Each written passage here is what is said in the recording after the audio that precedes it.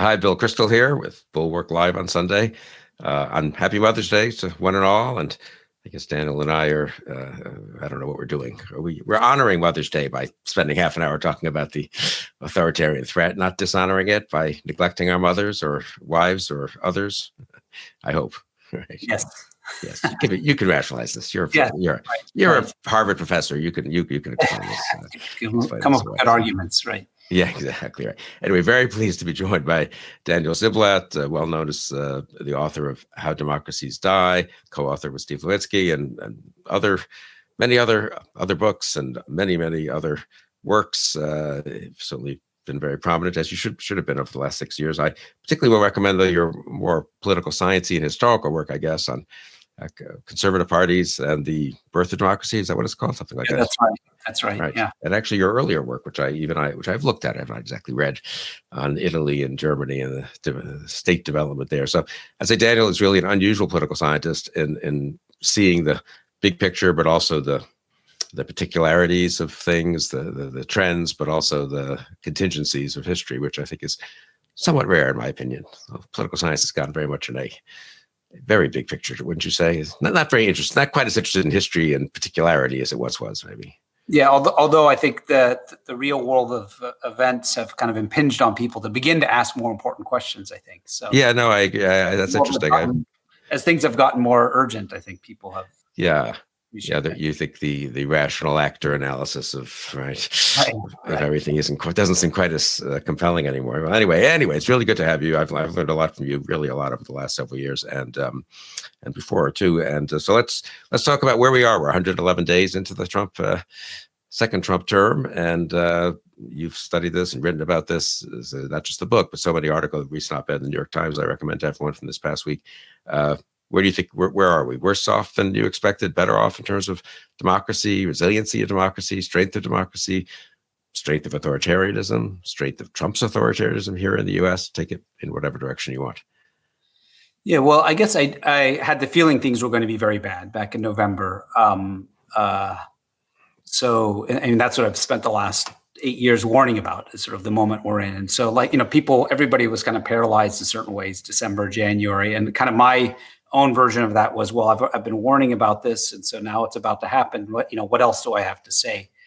But I think one thing that I have learned since January is just one unexpected feature of this. Others have commented on this as well, is the pace of the capture of many of the main institutions of our democracy.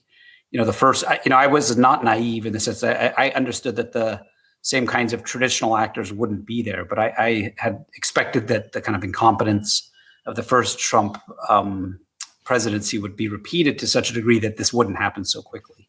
And so, in some sense, I think this first 100 days really are shocking at some level. And I the one way of thinking about this, of making sense of the pace by which all of these, the coercive apparatus of the state, the Homeland Security, Justice Department, is to think of this as year 5, not the first 100 days. This is the 5th year of the Trump presidency, if one takes into account the first term as well.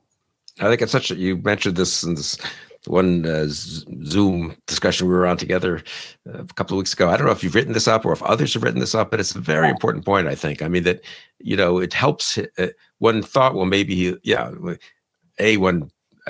the second term was very different from the first term for a lot of reasons, the internal guardrails being a very important one, the no Jim Mattises and Mark Espers and H.R. McMasters and John Kellys and Mike Pence's and so forth. But also he learned, right? And I think there's some history of that, of authoritarians. He in a way had the perfect situation. He had a first term where he learned a lot. He was defeated, but was able to come back. That's pretty amazing in its own right after January 6th and all that. And had 4 years, not just he, but others had 4 years to work out what they were going to do. And I agree. I think a lot of us just underestimated. I think it's a very helpful formulation that it's the 5th year of Trump's overall project at work, not the first 100 days. Yeah, and one, I think actually in How Democracies Die, we kind of had this report card of the first year of different, like Orban, Erdogan, and these Chavez, these kinds of leaders. And that was back in 2017, 18, we were comparing how Trump compared the first year of the Trump president's first term compared to these other executives, and it was clear that they also didn't get a lot done in those first years. And so, the attack, for example, in Hungary on the Central European University came quite late, and Orban has been in power since 2010. So it took some time for these leaders to kind of gain. Although Orban tried to work very quickly early on, but some of the worst damage came later. If we think of but just on Orban for a second, correct me if I'm wrong on this, but he actually had a term before that also, right? So he is like Trump, and he had a let's call it a democratic term in office. He lost. Right. He learned some things. I think he talked about this a lot, about nativism and populism and authoritarianism, honestly, and takes over again. So in that respect, it is weirdly mirrors Trump, or vice versa. Trump. That's right. That's right. And when he came in 2010, I've spoken to some of the opposition people who were in the parliament at the time, part of the opposition, and they were and they had less of a sense that Orban would be a threat. I mean, I think his first term had been pretty innocuous in the late 90s. And so they kind of gave him the benefit of the doubt, and this legislation was rushed through Parliament. They would often not read it very carefully because they didn't have much time to look at it. And so he was able to do a lot quickly. But nonetheless, I mean, there was this kind of process of learning as you're describing. And even the kind of the classic cases of fascism in the 1930s, which I compared, with some hesitation to the present. But nonetheless, what you see in those cases is that, the fascists in every instance, as Robert Paxton, the great historian of fascism, has taught us, is always involves an alliance with the establishment. And the big challenge for the fascists, both Mussolini and the Hitler regime, was how to extract themselves from the establishment, because they really had a revolutionary sets of goals. They came to power with the aid of the establishment, and so it took some time to gain capture of the state. And so that was always a dilemma or a challenge, I think, for outsider, populist authoritarians, is that they rely on their connections to the establishment, however you kind of want to define that, but then at some point try to break from it. I think that's what we're seeing here, year 5 of that process. No, that's such a helpful way of putting it. Yeah, it's one thing, you have your alliance with the establishment, and that's your, as we said, the McMasters and John Boltons and obviously John Kelly and Jim Mattis and lots of others, actually, though most of the cabinet, honestly, the first term, you could have said. Obviously, there were many things he did that were not traditional and the establishment didn't like it. But even with Paul Ryan and Mitch McConnell, so different in the second term. And some people looked at the Hegseth and Bondi and Patel and those, Robert F. Kennedy Jr., for that matter, appointments, and thought ludicrous, and weaker. He'll be weaker because of these. But I think he's stronger. No, I mean, it turns out that whatever their personal capacities, which are limited, there are people in the White House, at least, who know what they want to do and want to have total loyalists, people who have no other standing. I was very struck talking to General Milley a couple of months ago. I mean, he had been chairman of the Joint Chiefs, but also had been chairman of the Army before that, had been around for a while. When Trump started to move in 2020 in certain ways on the Defense Department, Milley was able to call out a huge network of friends, allies, people who respected him, people within the military, people in the broader national security community, people in the media, actually, to talk to quietly, and was able to thwart Trump, as Trump complained bitterly, much more. Pete Hegseth neither could do that nor wants to do that, right? And then fire those generals at the beginning. I think I really feel that I sort of, the clownishness sort of is a bit of a distraction, or what's the word I'm looking for? Almost covers up obscures the danger of some of these people. Yeah, there's this new book out that came out last year by Jeff Kopstein and Steve Hansen called "The Assault on the State," in which they argue that there's a kind of global wave of new form of they're less interested in democracy and authoritarianism. What they basically argue is the state is being hollowed out, and they refer to Max Weber's classic concept of patrimonial regimes. This is the way that most states have been run, which is essentially by loyalists. You sort of treat the state as a private household. And so you fill up the regime or the state positions with family members and friends. And that's a bit of that is what's been happening. Where I guess I disagree with them. I mean, I really like the book, but one area where I disagree with them is that, in a sense, it's sort of conflating two things. One is about creating a very dysfunctional state that just can't do anything because it's filled up with incompetence. That's sort of one version of patrimonialism. But there's another version of it, which is you fill up the state with loyalists and the state's going to be very effective, but just carrying out your agenda, which can then represent a real assault on democracy. Because if you have people who are loyal to the leader at a personal level, but not loyal to the rule of law, then of course this represents a problem for democracy. So patrimonialism is not just a weakening of the state, but it's potentially this term that we use of weaponizing the state to attack the democracy and the rule of law. And I suppose you could have your Steve Millers and Russ Vaught's in the White House guiding this, and you can have the front people not be so, obviously competent or impressive, but the loyalism, I guess, trumps everything right there. Yeah, and I think, it's also useful to think about this as a kind of coalition of different interests and different groups. I mean, as any presidency is, it's, representing different, in a vast country as ours, you have a two-party system. So any party is going to be a coalition of different interests. And so you have these different competing strands of, white nationalism, of the kind of obsession with immigration, obsession with China. There are all these different kinds of the trade issue. There are all of these different interests and agendas, and that what ties them together, as you say, is kind of a loyalty to the president. Are you surprised? Go ahead. I'm sorry. Yeah, no, I just say loyalty to the president as a person, not to. No, that's right. I mean, are you surprised by the degree to which it seems like they've managed to just overcome so much of the Justice Department's traditional distance from this loyalty to the president as a person, and rather loyalty to the presidency, but also to the Constitution as a whole and the rule of law? I do feel like they focused on the power agencies in a way, DOJ and DHS and DOD, the Defense Department. And in all of them, we don't know quite, obviously we're very early days here, so we need to talk about what could happen in the future. But if you had told me that in 111 days that have people in the Justice Department saying the things they're saying and doing the things they're doing, and Hegseth firing the chairman of the Joint Chiefs and firing the JAGs from defense, and DHS seemingly totally at their control and in that respect, and courts doing some checking. I mean, I don't know, how worried are you on the sort of, I guess I would put it this way, it feels like in the world I move in, people are very worried and then they're fighting back and they're happy the courts are fighting back. There's still a kind of failure to focus on the fact that we're only 111 days in and it's 4 years. I mean, this is not a parliamentary system where he can, Canada will have a snap election in 5 weeks and a new prime minister. So I don't know. Now, on the other hand, you could argue he's overreached and which is probably true, and he's done some things foolishly, and the reaction is just beginning. Where are you on that sort of spectrum of how alarmed is the 4-year window as opposed to how possibly reassuring is it? I think I'd share your alarm because there's a real sensitivity to the Trump administration to power. I mean, to understanding what the levers of power are, and I think in some ways maybe the opposition has not fully grasped that. I mean, the degree to which how important it is to have access to the coercive apparatus of the state. And so there's a real sensitivity to that. I mean, so it's not just about issues. It's not just about tariff. It's not just about immigration as an issue.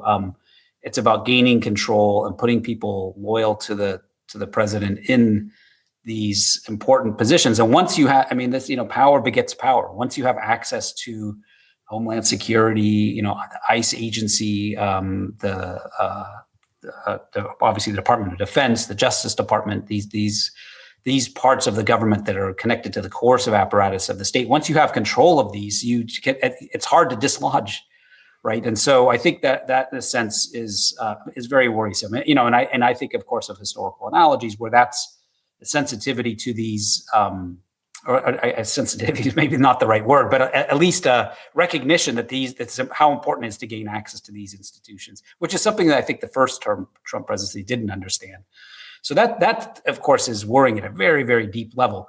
Now, I think on the other side of the ledger, I guess, there is, as we've talked about here already, a little bit, some incompetence, and so and sort of bumbling of a lot of this, the new DC U.S. attorney, this appointment that just took place. Right. Martin has just been replaced by a Fox News host. So this is a loyalist, with some kind of legal experience. But these kinds of appointments then sort of make you say, well, how serious is this really? But I guess a second thing in terms of the 4-year time frame, is that it's kind of easy to control the agenda. And I mean, you've been in positions of power at some point, or advised people in power and so on. So, what happens, of course, the first 100 days, you control the agenda, but outside events begin to impede on that agenda and can sort of kind of halt the kind of control of the agenda. So that's one thing that I guess sometimes think about to give myself some hope about all of this. But so in other words, things will come along, world events, domestic crises that are not part of the game plan.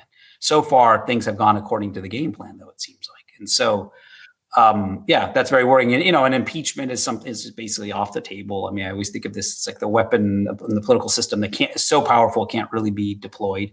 So, the only other kind of checks then are the courts, as you mentioned, and as well as potentially a Congress. But I'll just say a word about the courts.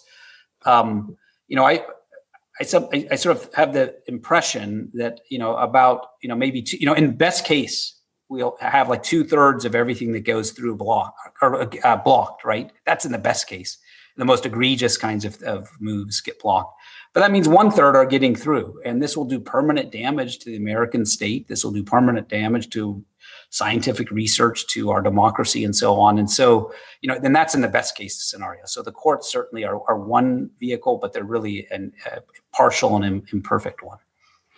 Yeah, I do think some of the radicalism of what they've made their radicalism so manifest that it probably has alarmed the courts more than might otherwise have been the case. Maybe they would have been better off with a little bit of a slower boiling of the frog. On the other hand, they got some benefits from shock and awe. It's a little hard to know. Not that I want to be in the business of advising them either way, but Yeah, that's right. But I think there's a logic to the radicalism. I mean, I come back again to the cases that I have studied historically, that, there's this account again by Paxton where he says these regimes, once they're in power, face a dilemma. They either have to radicalize because they sort of mission driven in a way. And they have to keep momentum going, because if they don't, they kind of just degenerate into corruption and entropy. And so there's a way in which they would need the momentum to go. They need this momentum of radicalization as a kind of driving principle of who they are and what they're trying to do. So I think that's so it's not just a strategic logic in terms of getting stuff done. It sort of helps keep the kind of whole coalition together in a way. And I think the radicalization, self-radicalization, whatever you want to call it, is such an interesting part. I've never quite I see it. I think I do see it somewhat clearly in my own mind, and I've been worried about it. I don't quite know what lies behind it. Some of it is, as you say, kind of an imperative of power, the coalition, the base. Some of it is almost psychological, I think, though, and some of it may be personal with the man in power. Trump is clearly a more radical, don't you think, figure personally than he was 8 years ago, or for that matter, when he left office. Doing, the January 6th thing, which was a little half-hearted and fitful at the end, you might say, and it failed. He left. I got to think after you talked to him privately on January 21st, he would have thought, geez, I'm in trouble here. And getting away with it, if I can put it that way, I will put it that way, getting away with it in the sense of surviving the immediate threats of impeachment and so forth, coming back. People forget how much people in 2020, conventional wisdom in 2022, early 23 was, he's not going to win the nomination again. He's weak. Look at that pathetic launch of his campaign in November at Mar-a-Lago. DeSantis, then he survives all that. Then he survives the attempt to bring him to justice through the court system, and with surprisingly little trouble, you might say. And then he wins the nomination easily. Then he wins the presidency he knocks Biden out of the race. He doesn't knock Biden out of the race, but Biden has to leave the race, and then he defeats Harris. I mean, I do feel like that must just that has gone to his head, I think we can say. As well as the assassination attempt. And surviving the assassination attempt. Right. I would think that has to play a role also, in the sense that this is, he's on a mission. It's like the line from the Blues Brothers, we're on a mission from God. That was sort of the in that movie. So there's a way in which that's part of what's happening. But you're right, it's hard to know. So this is again something where I sort of puzzle over this, comparing it to the 20s and 30s, because in that period, of course, you're dealing with a serious, massive Great Depression. You're dealing with the kind of consequences of World War I, and the numbers of people who were killed and injured in that. And so this is this period of real tumult. Whereas the Trump presidency comes into power in January 2025 in a period of economic boom.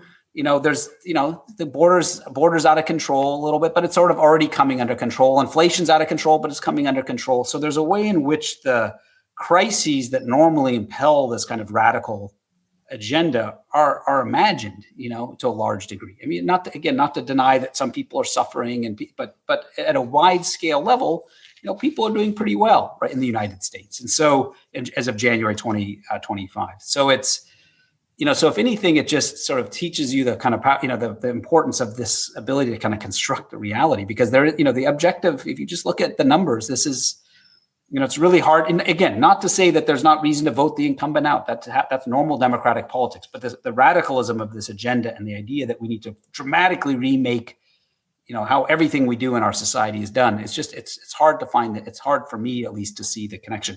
So just take the example of like NIH funding. So you say, yeah, there's lots of, you talk to people who work at the NIH or who have worked at the NIH. So yeah, there's way in which money has been wasted, that we could do things more efficiently. But the idea of dismantling this system that is certainly the best system in the world for some unknown alternative, it's really hard for me to understand it, especially because it's not really, in many instances, it's not clearly linked to some coherent ideology. So that's, usually we think of radicalization, I guess this is maybe what you're puzzling over as well, is connected to some radical vision of an alternative society, utopian society that you want to build. In this case, it's not really clear what that is for me. So it is hard to understand. Yeah, I suppose in Orban, I don't know much about the details. I guess Hungary had gone through the financial crisis like everyone else, but was for things in Hungary in 2010 worse than they'd been in 1990? I don't think so, and maybe Venezuela, I don't know enough about. I think that is, and you're right, though. I've puzzled over that a lot. What is going on here in the world? We did not just have World War I 15 years before and going through a Great Depression. And why is there so much, not just unhappiness with the status quo, but willingness to entertain very radical alternatives to it, and ones that one would have thought people would be pretty wary of going down that path. But it sort of would suggest that Trumpism ends up a little more in a kind of massive corruption, benefiting lots of interest groups in society, not quite undermining them as much as real radicalism would do. Now, of course, that was true, wasn't it, in the 20s, 30s too? It's not as if every Italian business or German business did poorly, or, it's once you get into World War II, it's a different world. Then you're in a world war. So, but I think it's very important to sort of cut off one's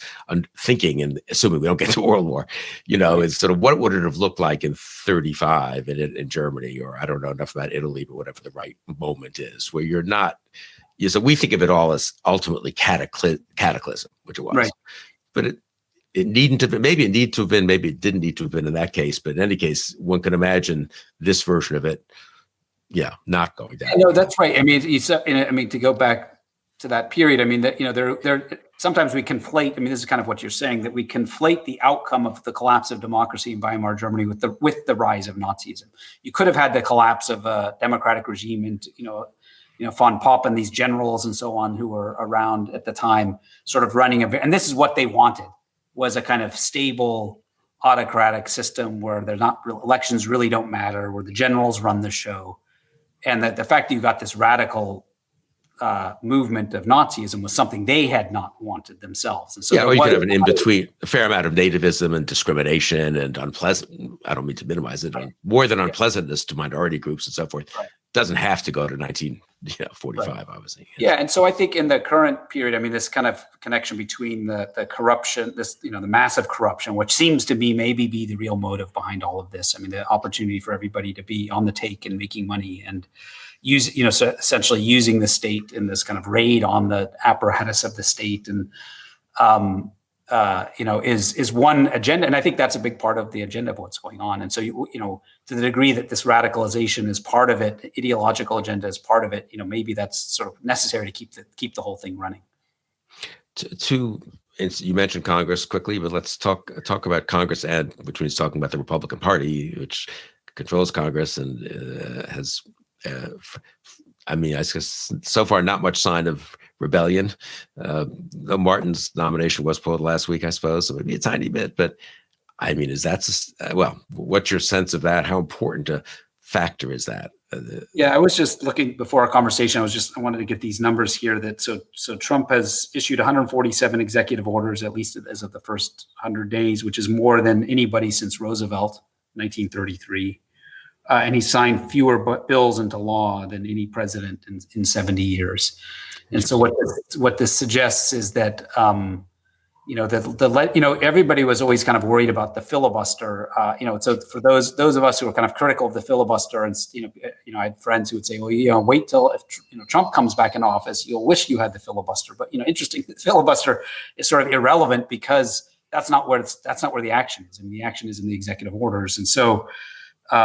He signed 5 bills into laws in the first 100 days, which is the lowest number in 70 years. So what that suggests is that they sort of essentially circumvent, through DOGE, of course, as well, but through these executive orders, there's this effort to essentially make the Congress irrelevant. And what's striking about it, of course, is it's not because the opposition party's in control of Congress. I mean, his own party's in control of both houses. I mean, a small majority in the House of Representatives. But, this is really an instance of executive aggrandizement, and a kind of, at some level, you could say that the constitutional order is not working as it had, or it's supposed to, and certainly that's the basis of a lot of the legal challenges to the executive orders and cutting off of funding, that this is, these are Congress has the power of the purse, and the executive is essentially ignoring that. So it's almost like the irrelevance of the Republican Party at this point. It seems to be the main thing that strikes me about the role of Congress in all of this. But willed irrelevance or chosen irrelevance. Yeah. It's unbelievable. When you think about it for 2 seconds, you shouldn't have to go to the courts to vindicate Congress's power. Congress is supposed to do that in the system, and they have plenty of ability to do it. They could override the tariffs. I mean, okay, they'd have to get 67 votes. So it can't just be a couple of Republicans. But again, it's not as if this has never happened. They could be doing a ton to stop this, and they've chosen not to. And I guess one question just is how. Yeah. Is that sustainable? Does that start to erode? Do you get a little more of a normal reaction from Congress / the Republican establishment, which I think is a highly overlapping, Right. Yeah, I think my sense is that the key indicator to watch here is the approval rating of Donald Trump, in particular, among Republican voters. And, as long as it remains high, then, any, median voter or member of Congress in the House of Representatives, especially, but also in the Senate, are going to be very worried about crossing Trump, because they know in order to stay in office, they have to stay on board with Trump. But as his poll numbers drop and have begun to drop, then that, it essentially potentially emboldens or gives the opportunity for Republicans to kind of quietly begin to criticize. And we've seen some of it, I think, on the tariff issue, but it's been pretty muted, I would say. And so that seems to be the link here is the kind of the approval numbers. And I think it's interesting about Trump's approval numbers is they have a pretty low ceiling, but they also have a high floor. I mean, it seems like it's not, especially among Republican voters. I mean, I don't have the numbers right in front of me, but my sense is that those are still incredibly high. And so it's hard to see how those will drop. And so that does suggest that Republicans in Congress won't be the ones doing the checking here. There's I always bring it back to these, but this is what I study. There's this book that's a pretty dense book, but pretty interesting, called Ruling Oneself Out, which is a study of why the subtitle, something like, it's by the authors Ivan Ermakov, a theory of collective abdication, which essentially, why is it that he looks at both the Weimar Parliament in Germany as well as the Third Republic Parliament in France. And in both instances, he studies these 2 key votes where the members of the parliament essentially hand power over to the executive. And so in the case of Germany, this was the enabling law. And in France, the Republic, they vote themselves out of existence and give power over to the Pétain, the leader of Vichy France. So the question that the author asks is, well, why in the world would anybody ever do? Why? I mean, these people, their office, their authority, everything, their prestige comes from occupying a powerful office. So why would you willingly hand over power? So he goes through a couple of hypotheses. One, he says, one is just simply miscalculation. They somehow think that they're actually helping themselves.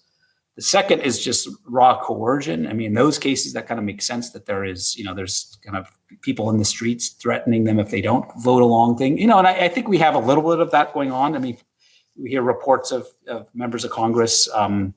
Lisa Murkowski had an incredible quote a couple of weeks ago where she said, she feels she can't really express what she really thinks. Yeah. How much of that is real, I don't know, but that people are reporting that. The third dynamic that he points to is I forget what he calls it, but it's essentially like peer pressure. You kind of look at what your people in analogous positions are doing, and So there's a few key reference points or key actors, and depending on how they behave, then you mimic their behavior. That's what he finds in these historical cases. So I think each of these things, fourth big factor, he calls ideological alignment, which essentially means that you actually are on board with the agenda. So you're happy to hand over power because this person's doing what you want anyway. So I think all of and he sort of shows how each of these factors played out. And so I think each of these are playing out in this case. And they, and I add to that this kind of electoral motivation that they're worried about being, primary or whatever. So it's called Ruling Oneself Out? Ruling Oneself Out, yeah, I have it right. A Theory of Collective Abdications. Yeah. And the author is? Yeah, the author is Ivan Ermakov. Okay.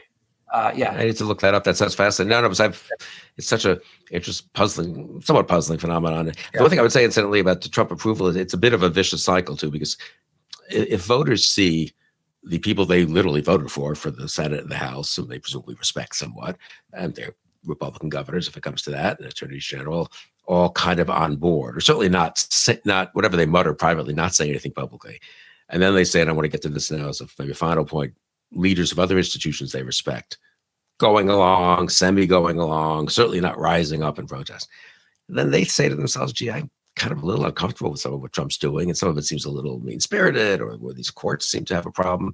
But I don't know. I mean, my old traditional Republican senator who's been there 18 years and isn't a Trump, some of them are, but many of them aren't Trump creations, right? John Barrasso, the senator from Wyoming, Republican leadership guy, I've known him, knew him in the pre-Trump days, normal Republican, let's call him a normie Republican, wouldn't say on TV this morning, Sunday morning, that the Stephen Miller's floating of the suspension of habeas corpus was out of the question, or that he would necessarily act in Congress to stop it if Trump did this using immigration as the excuse. I mean, I want to get into the substance of this, but it's such a unbelievable leap from something that's been done maybe 2 times really in American history to by Lincoln and FDR, a tiny bit with FDR really, or a little bit. That somehow this is, and Lincoln's was then approved by Congress, that this is like a reasonable thing to do because of, I don't know, we have some gang members who came in along with other immigrants. The idea, but the fact that he can float this, the fact that, in my opinion, 40 Republican senators and 150 Republican House members and Republican governors and business leaders and civic leaders aren't up today screaming about this is out of the question. This is the enabling act. I mean, to exaggerate a little, but it's kind of a mini enabling act. And this is not within the bounds of a reasonable debate over the unitary executive and, Humphrey's executor and whether he should be able to fire the head of the NLRB or something. I mean, the fact that it's been met with silence and then when pressed, Barrasso dodges the question 2 or 3 times.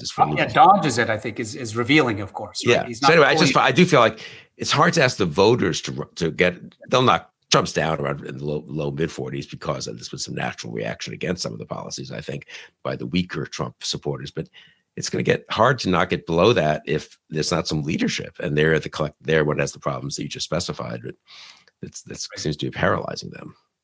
Yeah, I mean, I really agree with that. I mean, I do think that having some dip in poll numbers because of the economy and the stock market helps, but ultimately, and that's you referred to our op-ed from earlier this week in the New York Times. That's really the whole point of that op-ed, is to say that at the end of the day, we can't really rely on voters alone to do this, and even people going out and protesting on the weekends, which is really important and courageous. But in fact, really, what's been striking is the degree to which the people with the most power, and so in some sense maybe feel like they have the most to lose, are also, as a result of that, maybe the most unwilling to speak out. And that having major civic leaders, whether union leaders, business leaders, religious leaders, speaking out forthrightly and clearly, I mean, that's part of the issue, is not being clear enough in the condemnation, is both gives, and heads of other kinds of organization, gives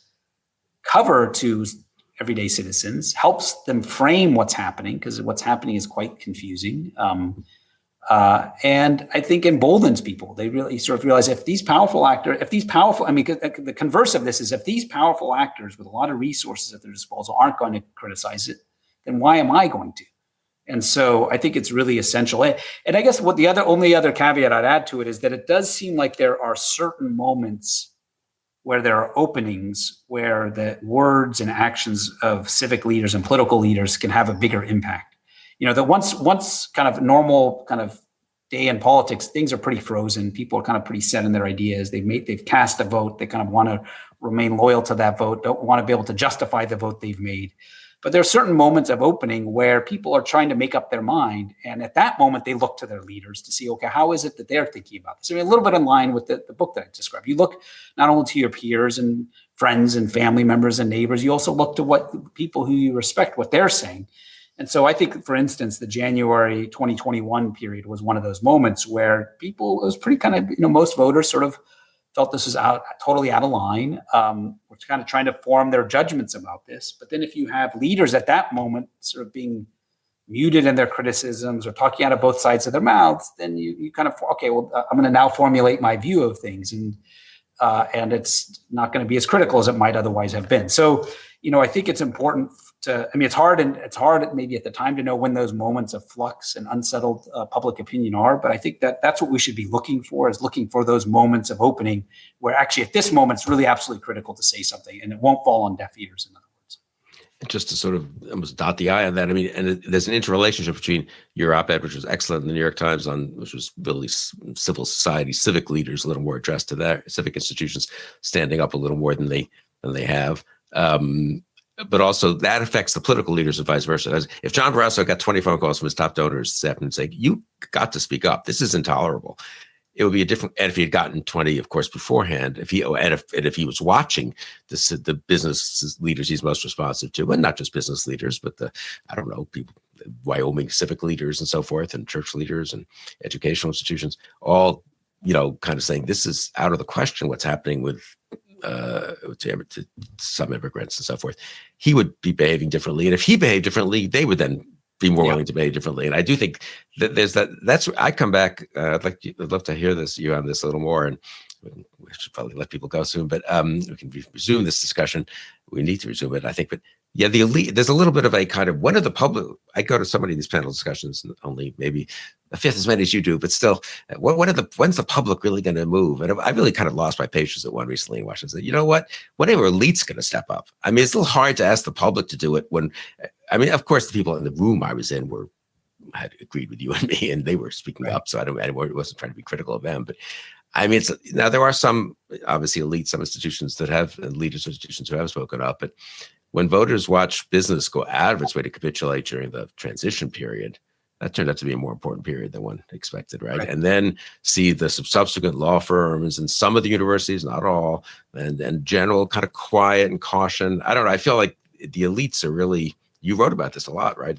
Prior even to the book in 2018. I mean, to talk about that a little more, about the political elites and civic elites, if that's the right term. Yeah. So, I mean, they both, we call it kind of, they play in the political process, they play a gatekeeping role, certainly, in choosing who the candidates are going to be. But just in the sort of dynamics of the current moment as well, I think voters, that it's a confusing world, and voters are trying to make their calculations and decisions based on all sorts of information. And this is a very important one.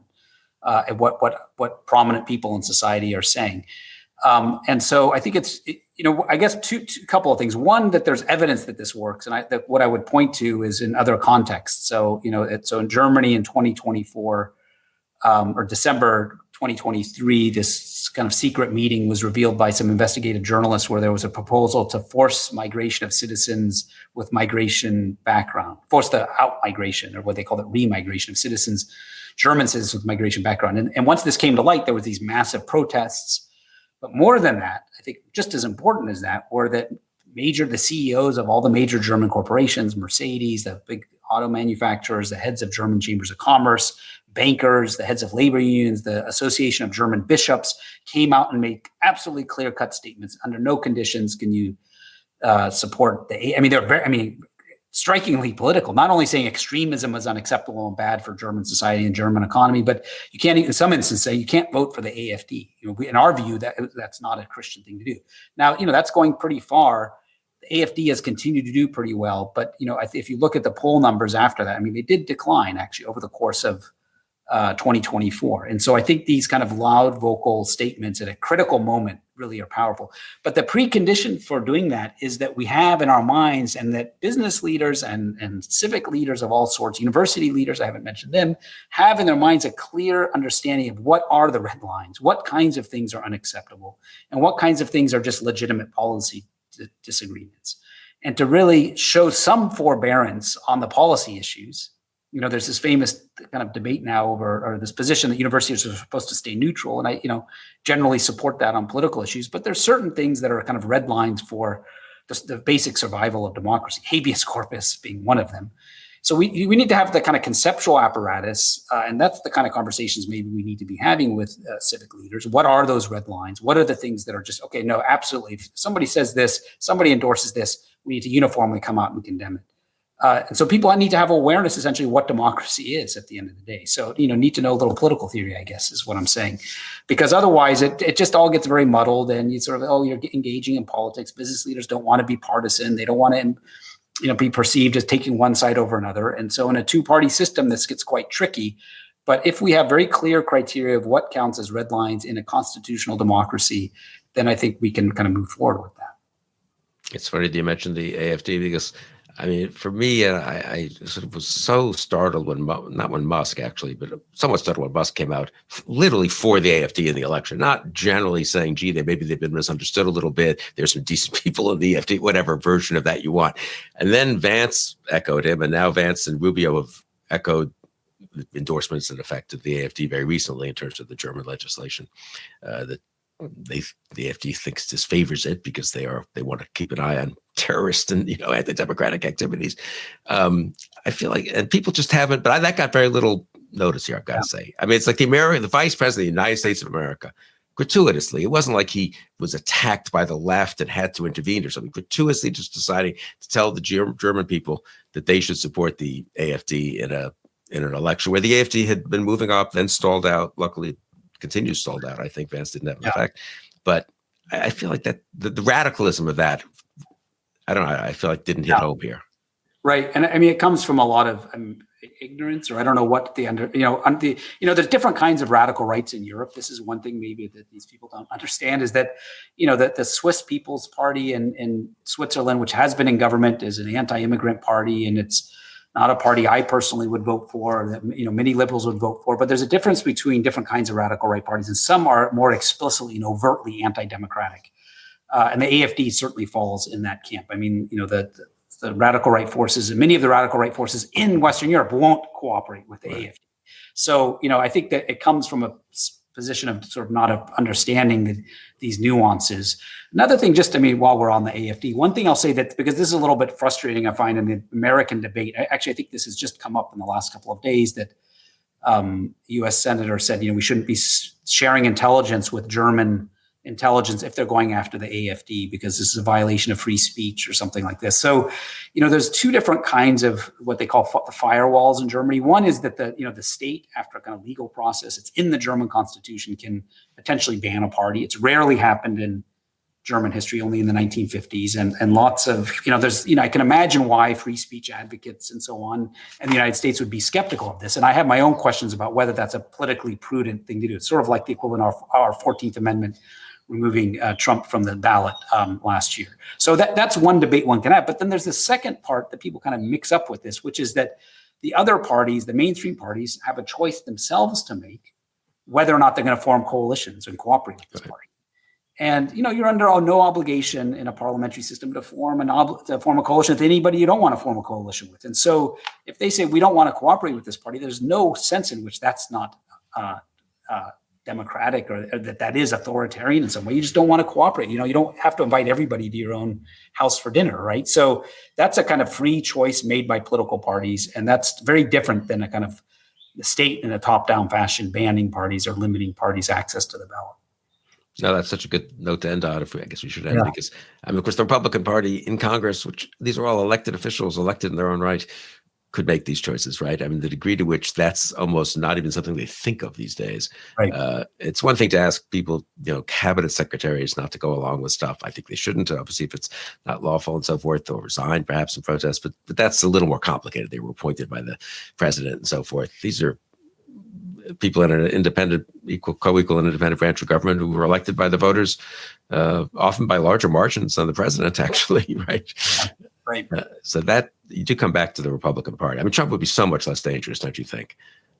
The party is what makes him dangerous in a way, right? Yeah, Controlling right. What I had said earlier, the party's irrelevant. I think that's not quite right. I mean, it's irrelevant. I mean, its silence is highly relevant, but it's it's sort of stood back, and that fact is, I think, a key enabling factor of everything that's going on. We need to get back together in a month or two and see if some of that silence is broken. And also we'll have the end of the court term, a little more sense of what the courts are doing. I think don't you think? And I think some of the outside institutions, whether there's been a bit of more, they're following your advice in the op-ed or not. I don't know. We should. Yeah, I think the thing to look to is just, because at the end of the day, all of this stuff really matters if it tilts the electoral playing field in such a way that it makes it harder for the small d Democratic opposition to win.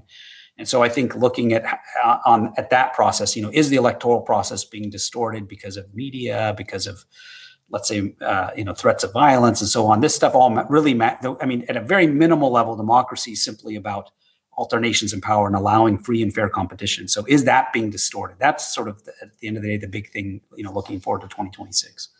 Yeah, that's more of a maybe next half. Yeah, that was sort of been in the background in the first 100 days, but that will now become more prominent, I think. Yeah, I think that's right. Daniel, thank you really so much for joining me today. It's been so interesting and so provocative, and we'll have to get back together soon because there's so much more to talk about. But thanks for taking the time today. And thank you all for joining us on Bulwark on Sunday.